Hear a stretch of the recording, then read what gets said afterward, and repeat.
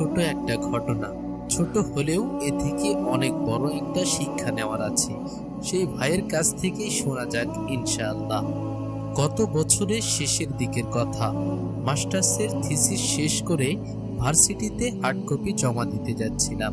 আমি তখন বাড়িতে ছিলাম, তাই ভার্সিটিতে যাওয়ার জন্য আমাকে বার্মিংহাম থেকে উত্তর পশ্চিম স্কটল্যান্ডের পথ ধরে প্রায় 450 কিলোমিটার রাস্তা ড্রাইভ করতে হয়েছিল। ইউকেতে এটা অনেক দূরের পথের যাত্রা। আমি থিসিস সম্পন্ন করে এমনিতেই ক্লান্ত ছিলাম, তারপরও এত লম্বা এক জার্নি। আল্লাহর নামে বিকেল 5টার দিকে রওনা হলাম। পথ চলতে চলতে সন্ধ্যা 7টা।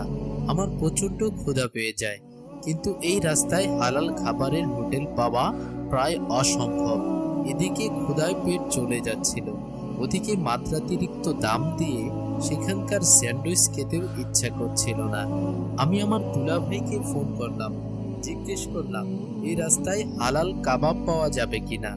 উনি খোঁজ খবর নিয়ে আমাকে জানালেন ব্রিস্টনের রাস্তার পাশেই এক বড় মুসলিম কমিউনিটি আছে, সামনের রাস্তা ধরে এগিয়ে গেলেই হালাল কিছু পাওয়া যাবে ইনশাআল্লাহ।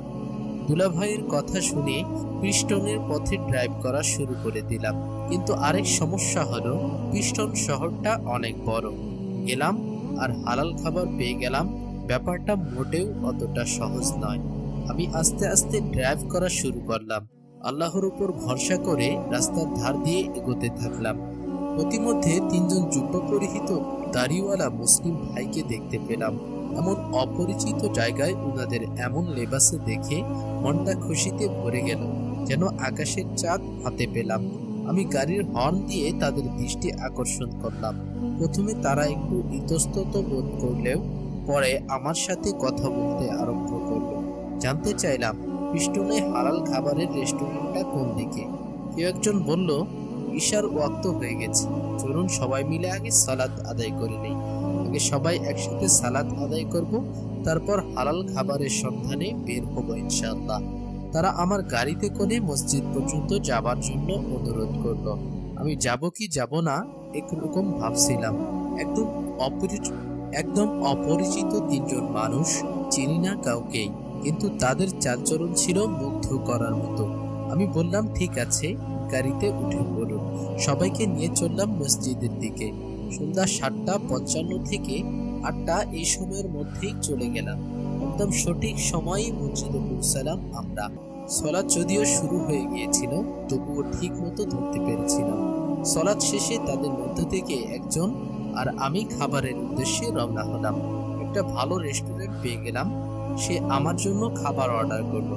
পকেটে হাত দিয়ে দেখি একটা কানা করিয়ে নেই। আমি বুথের দিকে দৌড়ালাম ক্যাশের জন্য। এসে দেখি সে আমার বিল পরিশোধ করে দিয়েছে।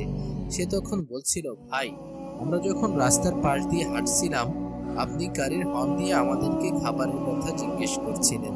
তার একটু আগেই আমি আল্লাহর কাছে দোয়া করেছিলাম যেন তিনি আমাদেরকে সময় মতো মসজিদে গিয়ে সালাত আদায় করার ব্যবস্থা করে দেন। আমার তখন মনে পড়ল তারা পায়ে হেঁটে মসজিদের দিকে যাচ্ছিল। হিসাব হতে তারা যদি পায়ে হেঁটে মসজিদে যেত ততক্ষণে সালাত শেষ হয়ে যেত। মোটামুটি 15-20 মিনিটের পায়ে হাঁটার পথ ছিল সেটা, অথচ গাড়িতে করে মাত্র 5 মিনিটে পৌঁছে গেলাম। আবার সালাতেও শামিল হলাম। এখানে মিরাকলটা কি জানেন? একজন মসজিদে গিয়ে সঠিক সময়ে সালাত আদায় করার জন্য দোয়া করেছিলেন, আর অচেনা অজানা আরেকজন এই 450 কিলোমিটারের লম্বা পথ ধরে হালাল খাবারের সন্ধানে ছুটে মরছিলেন। আল্লাহর দিকে ছুটতে থাকা 2জন বান্দাকে তিনি এক রাস্তার বাঁকে মিলিয়ে দিলেন। 2জনকেই মসজিদে সালাত আদায় করার ব্যবস্থাও করে দিলেন, আর আমাকে বিনা টাকায় হালাল কাবাব খাবার বন্দোবস্ত করে দিলেন। সুবহানাল্লাহ।